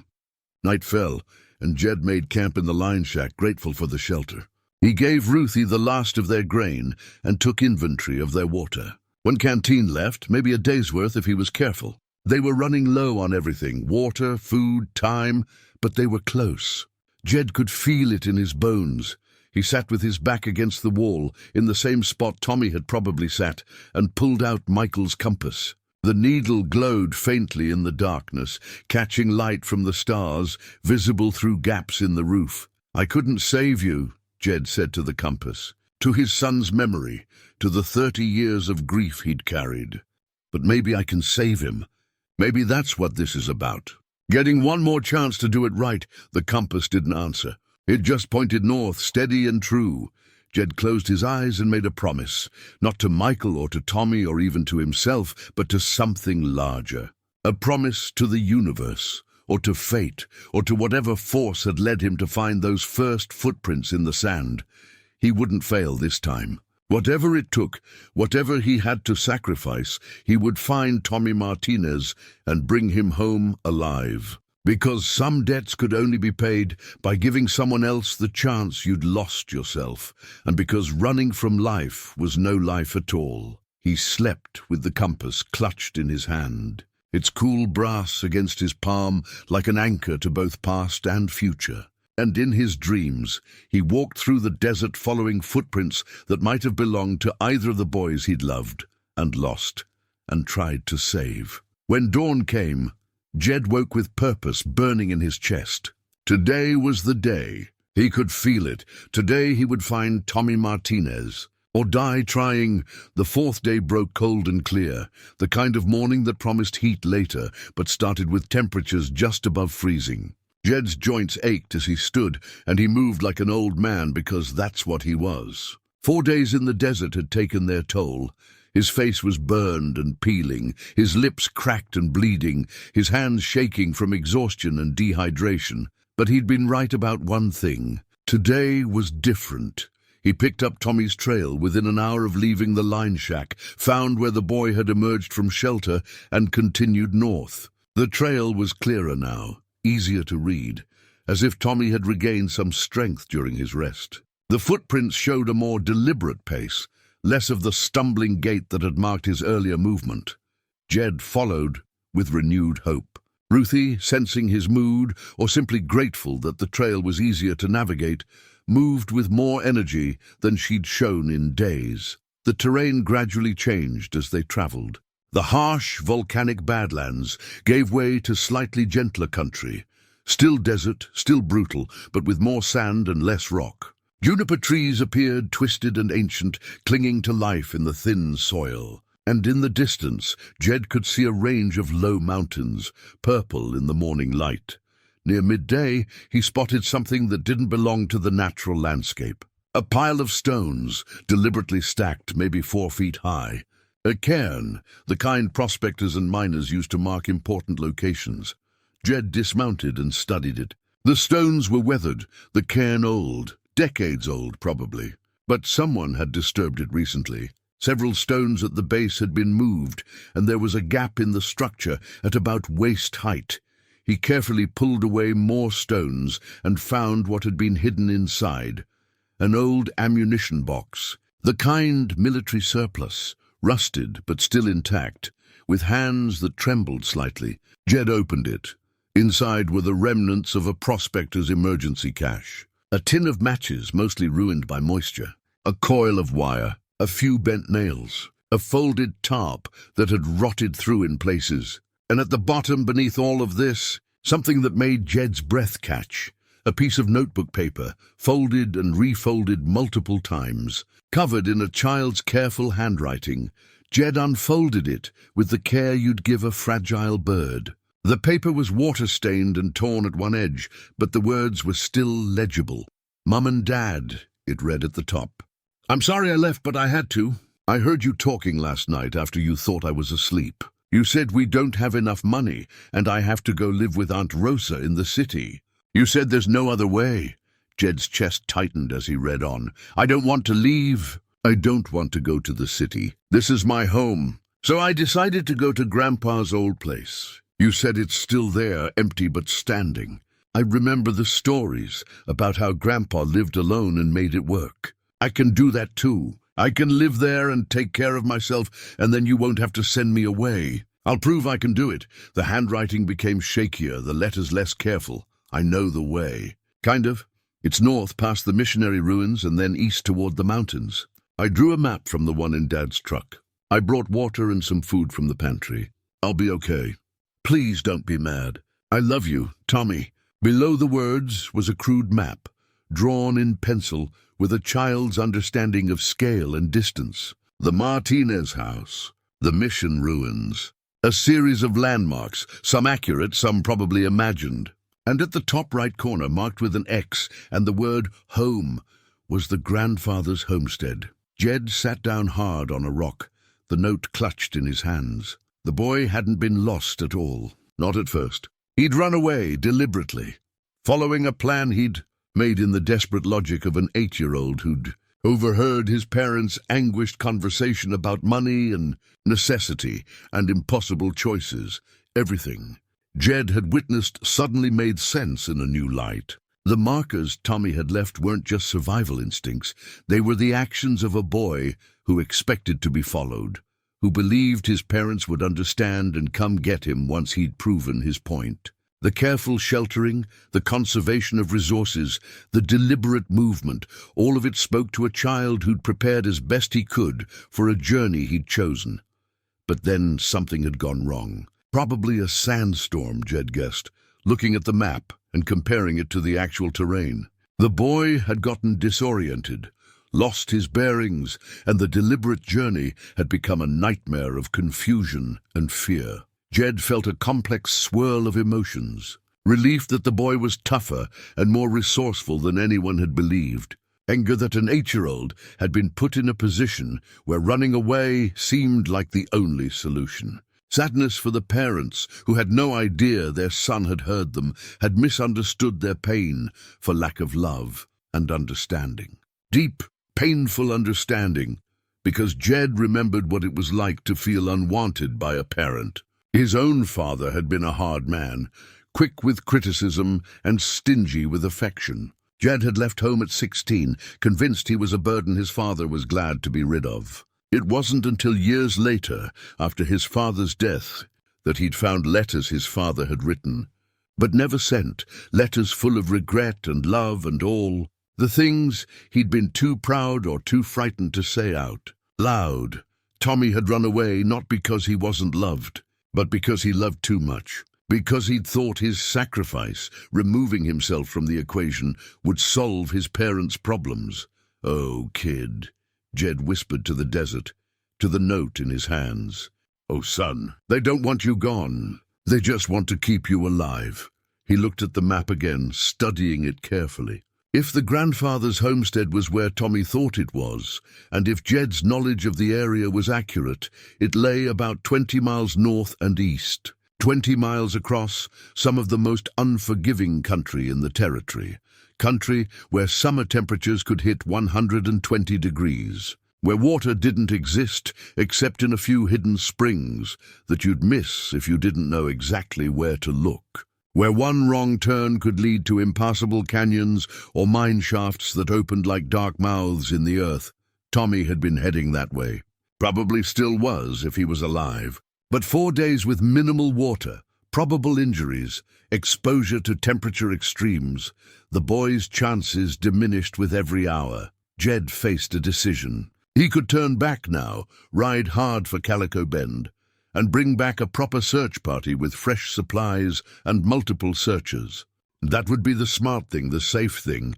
It would take at least a day to get back, another day to organize and return, maybe more, or he could push forward. Follow Tommy's intended route toward the grandfather's homestead, trusting that the boy had somehow managed to keep going. Jed had maybe a day's worth of water left for him and Ruthie. Maybe, if he pushed ahead and was wrong.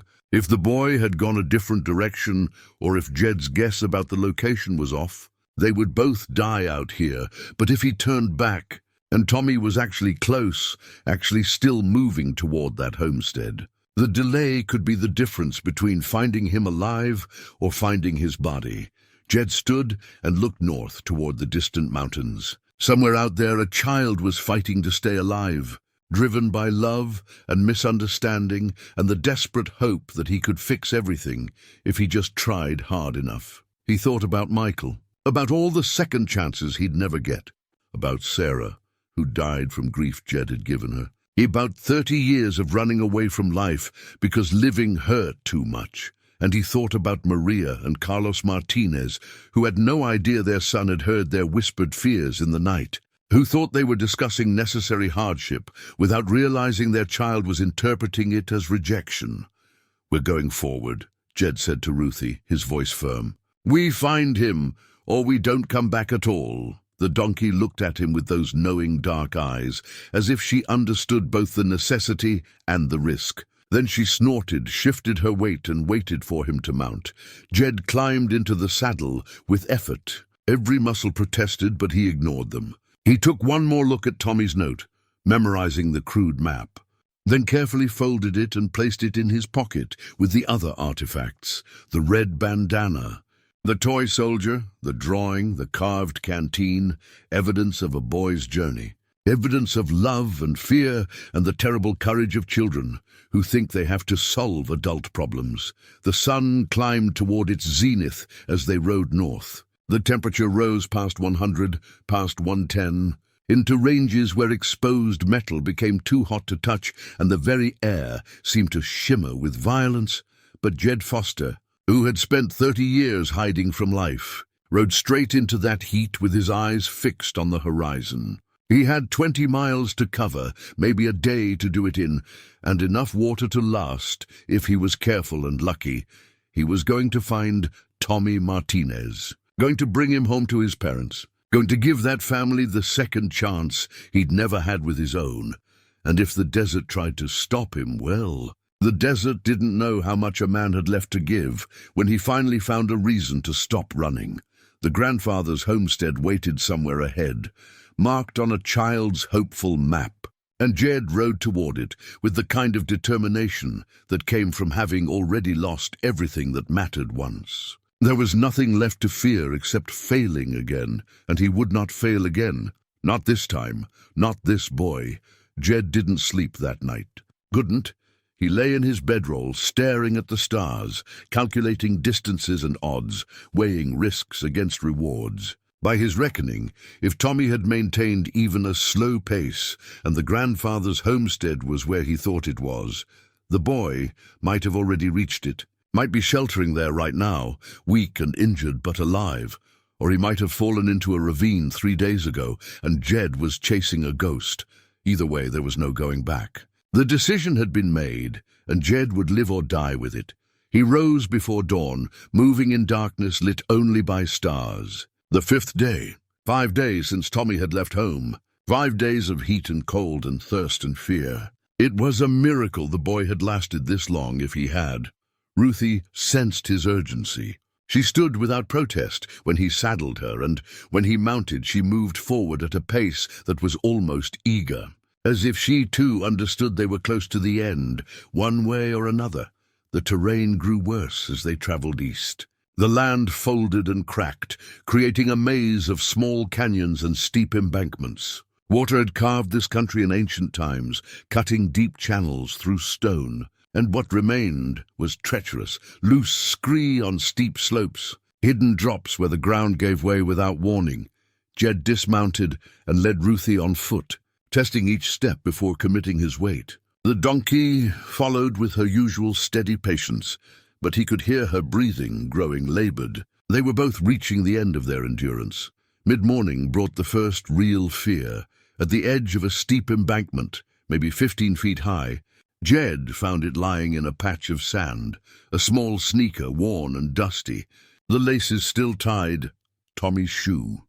Jed picked it up with shaking hands. The inside was stained with something dark. Blood. Not much, but enough to tell a story. He looked over the embankment and saw the evidence immediately. Disturbed earth where someone had slid down the slope. Rocks displaced. And at the bottom, more dark stains on stone. The boy had fallen. Jed's heart hammered as he carefully descended the slope, half sliding, half climbing. At the bottom, he found more signs of the fall. Tommy had hit hard, probably injured himself, but he'd gotten up. The prints leading away were different now. Uneven, one foot dragging badly, and closer together. Moving slowly, crawling sometimes. Jed could see the handprints in the sand, the knee marks, the places where the boy had pulled himself forward because walking hurt too much. God, Jed whispered. Please, please let him still be alive. He climbed back up to get Ruthie, found a less steep way down, and continued following the trail. It was easier to track now in a terrible way. The dragging foot left a clear line in the sand, and there were places where the boy had stopped to rest, where blood had dripped onto stone. But he was still moving, still fighting. That had to count for something. The sun climbed higher, and the heat became oppressive. Jed's vision started playing tricks on him. He'd see shapes in the distance that turned out to be rocks, or mirages that looked like water but were just light bending across hot sand. He was dehydrated despite his careful rationing. His lips were cracked and painful. His tongue felt thick in his mouth, and every breath burned. Ruthie was suffering too. Her head drooped low, and she stumbled occasionally on ground that should have been easy to navigate. The donkey's breathing came in short, hard pants, and when Jed offered her water from his last canteen, she drank it all. He didn't begrudge her. They were in this together, and if Ruthie collapsed, he'd be walking anyway. Memories flooded back as he walked, sharp and vivid, despite, or maybe because of, his deteriorating condition. Finding Michael at the bottom of that ravine. The way his son's body had looked so small, so impossibly still. The sound Sarah had made when he'd brought their boy home, a wail that wasn't quite human, that came from some deep place where grief lived beyond words. Jed had held Michael's body and thought he would die right there from the pain. Had wanted to die. Had begged God to let him trade places, to go back in time, to do anything except live with this, but he'd lived. Kept breathing, kept moving, kept existing in a world that no longer made sense. He couldn't do that again. Couldn't bring another small body back to grieving parents. Couldn't look Maria and Carlos in the eye and say he'd been too late, too slow, too old to save their son. Not this time, he said aloud, his voice cracked and harsh. Not again. I will not fail again. The sky ahead was darkening. At first, Jed thought it was his vision failing. But then he recognized the color, brown and yellow, the distinctive hue of a dust storm building. Another storm. The desert's final test. But even as fear gripped him, Jed saw something else. The trail ahead showed signs of being fresher. The blood drops were darker, more recent. The drag marks were sharper, less filled with blown sand. Tommy was close.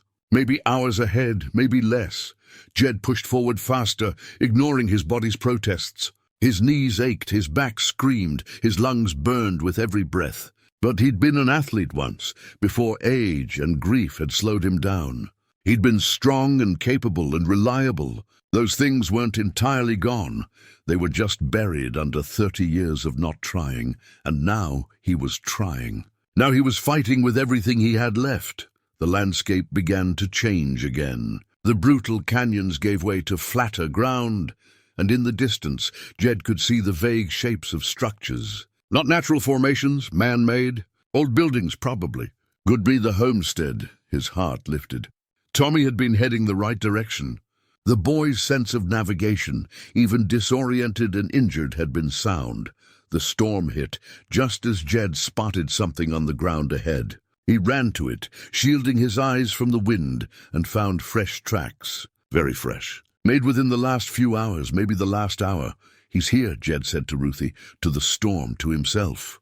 He's close. He's so close. The wind howled and sand stung every exposed inch of skin, but Jed kept moving. The structures grew clearer through the murky air. A main house, partially collapsed. An old barn with half a roof. A well, probably dry. The grandfather's homestead, abandoned but still standing. Exactly where Tommy had believed it would be. Jed's entire body was shaking now. Not from fear, but from exhaustion and dehydration and the adrenaline of being this close. 5 days. 5 days of tracking, of pushing through pain and doubt and memories that tried to drag him down. 5 days of refusing to give up, of choosing to keep moving forward, instead of retreating into the safety of isolation. And now he was here. At the end of the trail, somewhere in those buildings, if fate was kind, if the universe owed him anything at all for 30 years of penance, Tommy Martinez was waiting to be found. Jed dismounted on shaking legs and tied Ruthie to a post that might once have been part of a fence. The donkey's dark eyes looked at him with something that might have been concern, or might have been goodbye. He patted her neck, drew a deep breath, and turned toward the collapsed barn. The structure offered the best shelter from the storm. If Tommy had made it this far, that's where he'd be. As Jed walked toward it, fighting against the wind, he felt the weight of every artifact in his pockets. The red bandana, the toy soldier, the drawing of home, the carved canteen, the note with its childish map, the bloodstained shoe, evidence of a boy's journey. Evidence of courage and love, and the desperate hope that if he just tried hard enough, everything would work out. Jed had been alive but not living for 30 years, had been breathing but not feeling, had been existing but not engaging with the world or the people in it. But this journey, this search, this refusal to fail again, it had woken something in him, something he'd thought was dead and buried with his son and his wife, a sense of purpose. a reason to push through pain, a connection to another human being that mattered more than his own comfort or safety. If he found Tommy alive, it wouldn't erase Michael's death, wouldn't bring Sarah back, wouldn't undo 30 years of grief and isolation, but it would mean something. It would mean the suffering hadn't been pointless. It would mean he could still be useful, still make a difference, still save someone, even if he hadn't been able to save his own. The barn loomed ahead, dark and damaged, but still standing. Jed pushed through the partially open door and into the dim interior. The storm's roar faded to a dull thunder. Dust motes swirled in the shafts of light that penetrated through gaps in the walls, and there, in the far corner, curled into a ball against the remaining wall, was a small figure. Jed's breath stopped. His heart seemed to pause between beats. "Tommy," he called, his voice barely audible over the storm. "Tommy Martinez?" The figure didn't move. Jed crossed the space in seconds, his exhaustion forgotten, and dropped to his knees beside the boy. Tommy Martinez lay on his side, knees drawn up to his chest, one arm tucked under his head. His clothes were torn and filthy, caked with dust and blood. His exposed skin was burned raw by the sun, peeling in places, and his lips were cracked and bleeding. One leg of his jeans was torn open, revealing a badly swollen ankle, wrapped crudely in what looked like strips from his shirt. But his chest rose and fell. Shallow breaths barely visible, but there, alive. "Tommy," Jed said again, his voice breaking. He reached out with a shaking hand and touched the boy's shoulder. The child stirred slightly, a small sound escaping his lips. Not quite conscious, not quite unconscious. Somewhere in between, in that dangerous place where the body had shut down everything except the most basic functions, Jed's training from decades ago came flooding back. Check breathing, already done, it was there. Check pulse. He pressed 2 fingers against the boy's neck and felt the flutter, rapid and weak, but present. Check for injuries. The ankle was obviously damaged, probably broken or badly sprained. There were cuts and scrapes everywhere, but nothing that appeared immediately life-threatening. The real danger was dehydration and exposure. "Okay," Jed said, forcing himself to stay calm. "Okay, son, I've got you. You're going to be all right." He had maybe half a canteen of water left. Not much, but it would have to do. The trick with severe dehydration was to go slow. Too much water too fast could cause problems. Jed wet his fingers and carefully moistened Tommy's lips, just a few drops at a time. The boy's tongue moved slightly, trying to catch the moisture. A good sign. Some awareness was still there. "That's it," Jed murmured. "Easy now, just a little at a time." He continued this for several minutes, letting tiny amounts of water seep into the boy's mouth. Tommy's eyes flickered but didn't open. His breathing remained shallow but seemed to steady slightly. Jed carefully rolled him onto his back to better assess his condition. The movement caused Tommy to make a sound, a whimper of pain that went straight through Jed's heart. The boy's face was so young, so vulnerable. Dark hair matted with sweat and dirt. Features that would probably look like his father's when he was older.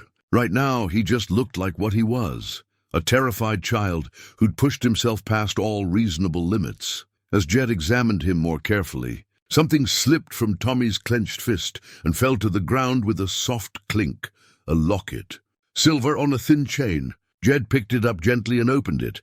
Inside were 2 photographs, tiny and faded, but clear enough. Maria and Carlos Martinez, younger than they were now, smiling at the camera. A family photo, probably taken years ago when times were better and the future seemed full of promise. Tommy had carried this with him. Through 5 days of hell, through injury and fear and exhaustion, the boy had clutched this locket like it was the most precious thing in the world. Because it was. It was home. It was love. It was everything he'd been trying to get back to. Everything he'd been fighting to deserve. Jed's vision blurred with tears. He carefully placed the locket in Tommy's hand and closed the small fingers around it.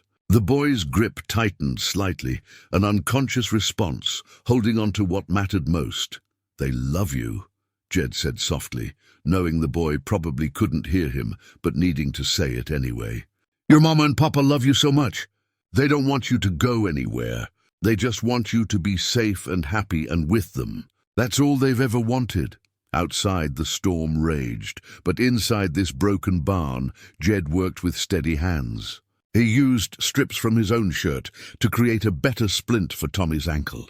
He cleaned the worst of the cuts with the last of their water, knowing it was a risk but necessary to prevent infection. He wrapped the boy in his bedroll, trying to bring his body temperature back to something approaching normal, and as he worked, he talked. Told Tommy about his own son, about Michael, about the day he'd lost him and the 30 years he'd spent running from that loss, about how finding these footprints in the sand had given him something he thought he'd never have again, a purpose, a reason to keep going, a chance to save someone. "You reminded me what matters," Jed said, his weathered hand resting gently on the boy's head. "Not the failing, not the grief, but the trying, the showing up, the refusing to quit even when everything says you should." Tommy's eyelids flickered again. For a moment they opened slightly, just enough for Jed to see brown eyes, confused and frightened and barely focused. "Grandpa?" Tommy whispered, his voice so quiet Jed almost missed it. The word was slurred, confused by fever and dehydration. "No, son," Jed said gently. "I'm not your grandpa, but I'm here to help. I'm going to get you home." "Home," Tommy repeated, and his eyes closed again. But his breathing seemed easier, his body less rigid. Jed sat back against the barn wall, Tommy wrapped in his arms now, sharing body heat against the cold that would come when the storm passed. Ruthie was outside somewhere, hopefully finding shelter. There was nothing more Jed could do until morning, except keep the boy warm and wait. But he'd done it. Against all odds, against 30 years of failure and fear, he'd found Tommy Martinez alive. Barely alive, hurt and sick and hovering on the edge, but breathing, fighting, holding on.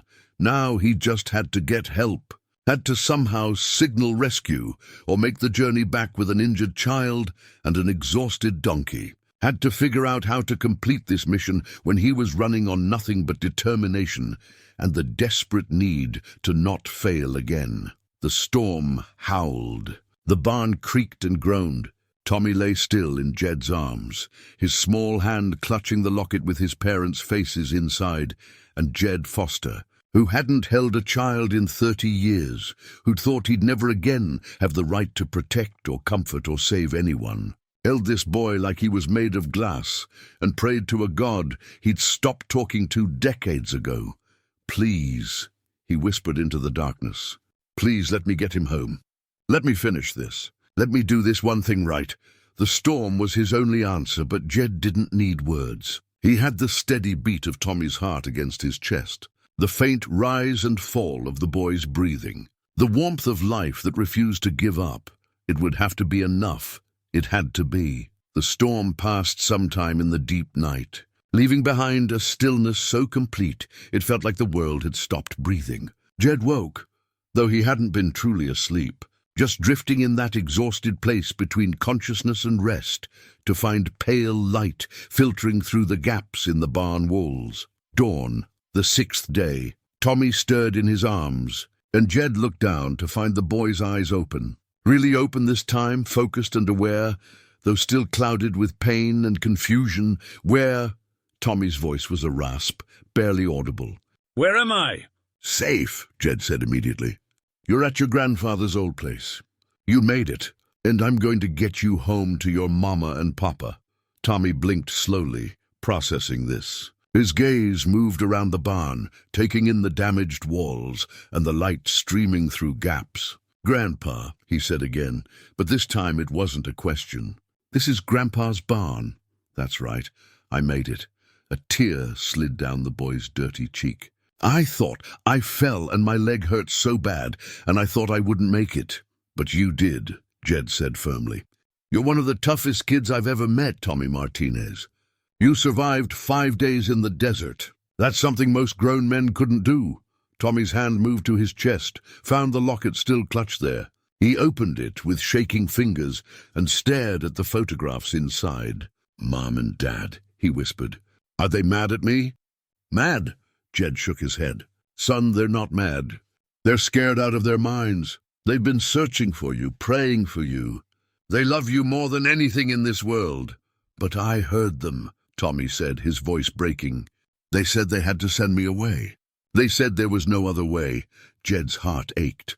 He remembered the note, the childish logic that had led to this desperate journey. They were talking about temporary things, Tommy. Money problems, adult worries. They were trying to figure out how to keep you safe and fed, not how to get rid of you. You understand? They were trying to protect you, not push you away. Tommy stared at him, wanting to believe but still uncertain. Really? Really? Your mama, when I talked to her, she said you were her whole world. And I believe her. I saw it in her eyes. More tears came now, and Tommy didn't try to stop them. I just wanted to show them I could take care of myself, that they didn't have to worry about me. I thought if I could live here like Grandpa did, then they wouldn't have to send me anywhere. Oh, son. Jed pulled the boy a little closer, careful of his injuries. The bravest thing you can do isn't proving you can make it alone. It's letting people love you, letting them help you. Being part of a family means sharing the hard times together, not running away from them. Tommy was quiet for a long moment, and when he spoke again, his voice was small and tired. I want to go home, and I'm going to get you there, Jed promised. But first I need to tell you something. I had a son once. His name was Michael. He was about your age when he got lost in the desert, and His voice caught. I didn't find him in time. I've spent 30 years wishing I could have that day back, wishing I could have done things differently. But I can't. All I can do is make sure you get home to your family. Make sure they don't have to feel what I felt. Tommy looked up at him with those serious brown eyes. I'm sorry about your son. Me too, Jed said quietly. But finding you, Tommy, it matters. It doesn't fix what happened, but it matters. They sat in silence for a moment, an old man and a young boy, both of them survivors in their own ways. Are you going to carry me home? Tommy asked. Jed almost laughed. I'm 63 years old and half dead from 5 days in the desert. I don't think I could carry you 10 feet, let alone 20 miles. But I've got something better. He carefully shifted Tommy so he could reach into his pack. His fingers found what he was looking for, a signal flare military grade that he'd carried on every tracking job 30 years ago and had thrown in his pack out of habit when he'd prepared for this journey. What's that? Tommy asked. Hope, Jed said. When the sun gets higher, I'm going to fire this into the sky. Rescue helicopters will see it. They've probably been searching for you every day, and now that the storm's passed, they'll be back out. This will tell them exactly where we are. Will they see it? If they're looking, they'll see it. And I guarantee you they're looking. Your mama and papa wouldn't let them stop.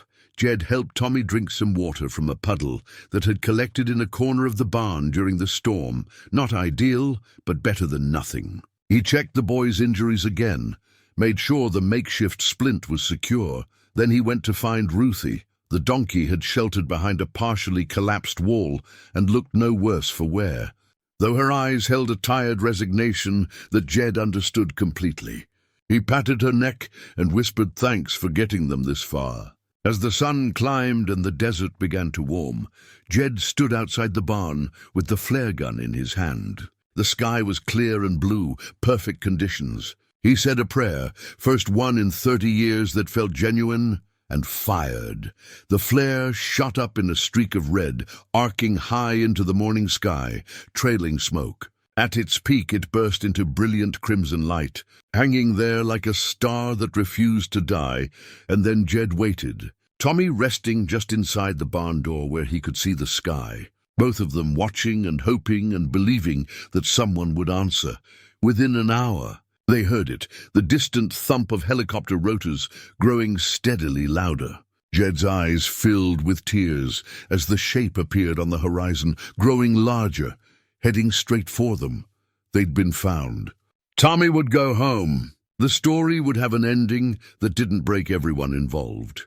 Jed stood and waved his arms, though the helicopter had clearly already spotted them. Behind him, Tommy was crying and laughing at the same time, clutching his locket and repeating, "I'm going home," over and over, like a prayer, and Jed Foster, who had failed once and lived with that failure for 30 years, watched the helicopter descend, and felt something lift from his chest that he'd been carrying so long he'd forgotten it was there. Redemption didn't erase the past, but it meant the past didn't have to define the future.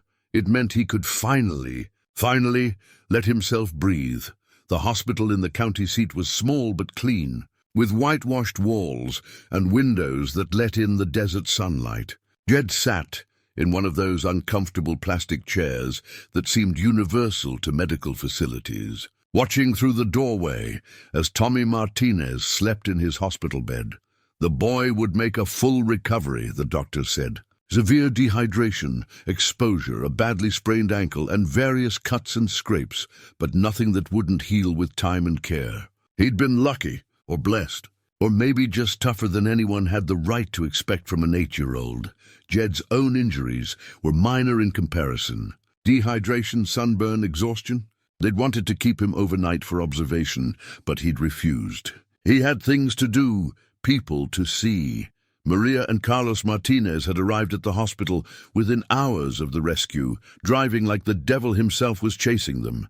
Jed had been standing in the hallway when they burst through the doors, and he'd seen the moment they spotted their son through the window.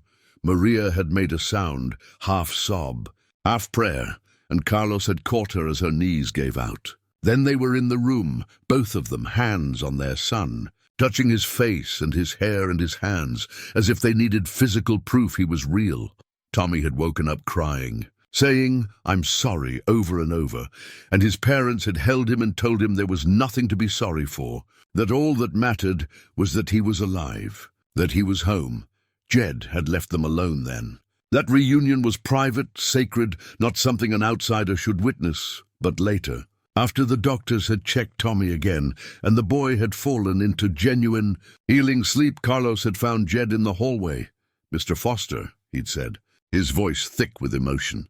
"I don't know how to thank you." "My son," he'd stopped, unable to continue. "He's a brave kid," Jed had said simply. "Smarter than most adults I know. He survived because he didn't give up. The sheriff told us." Carlos had paused, choosing his words carefully. "He said you went out there alone, against advice, that you tracked him for 5 days across the worst country in the territory." Jed had shrugged, uncomfortable with the attention. "I had to." "Why?" Carlos had asked. "You didn't know us. Didn't owe us anything. Why risk your life for a boy you'd never met?" And Jed had thought about that question for a long moment before answering. "Because I got a second chance," he'd said finally. "A chance to do what I couldn't do 30 years ago. And second chances like that don't come often. You don't waste them." Maria had appeared then, and she'd walked straight up to Jed and hugged him, just held on tight, this small woman who'd been through hell. And she'd whispered thank you against his chest over and over until the words blurred together. That had been 3 days ago. Now Tommy was awake more, eating solid food, laughing at his father's jokes and holding his mother's hand.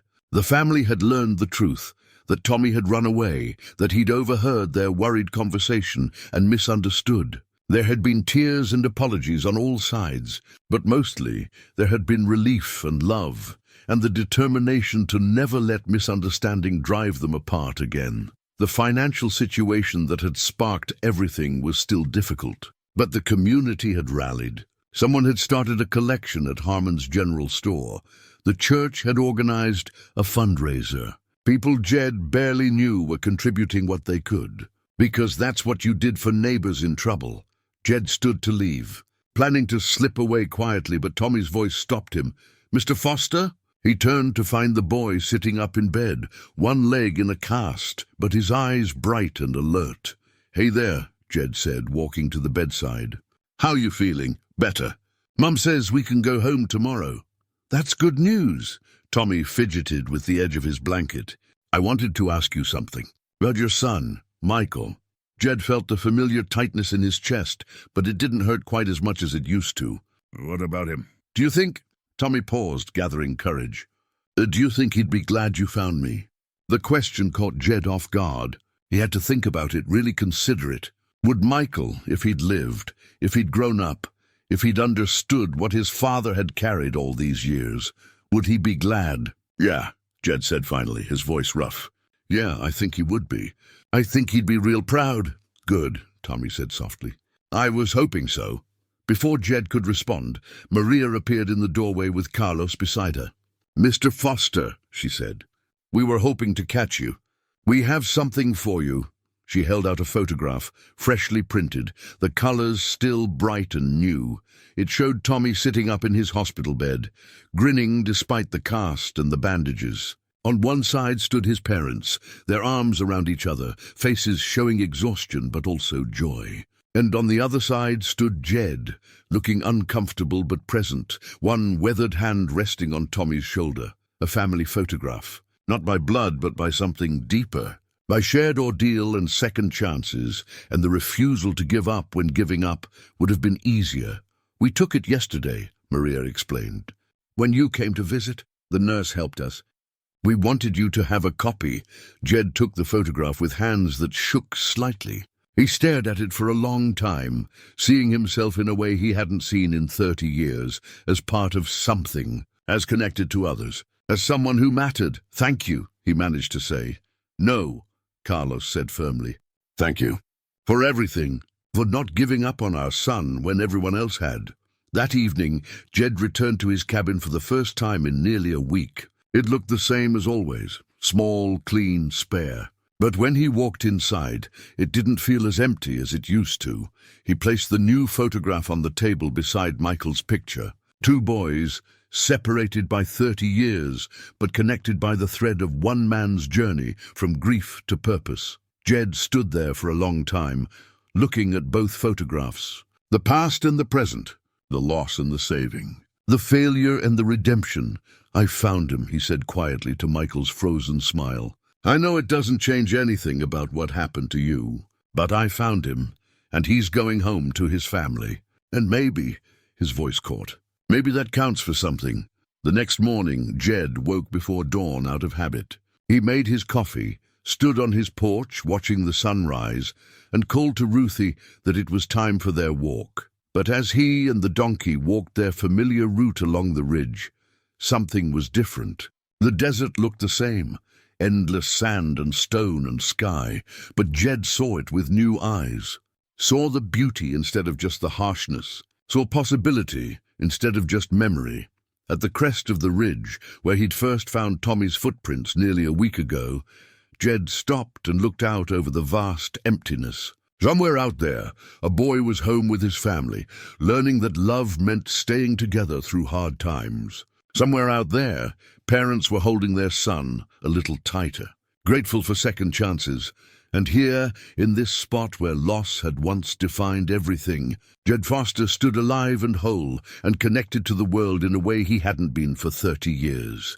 The desert wind blew warm across the sand, and Jed turned toward home. Not running from life anymore, not hiding from grief, just living one day at a time, carrying both his losses and his victories with equal grace. Behind him, Ruthie followed with her steady, patient gait. And ahead, the sun climbed higher, promising heat but also light, burning away the shadows of the past and illuminating a future that Jed finally believed he deserved to see. Some losses never leave you, he thought, echoing the words that had started this whole journey. They just wait quietly in your heart, but so does hope, and redemption, and the possibility that even the most broken among us can still save someone, even ourselves.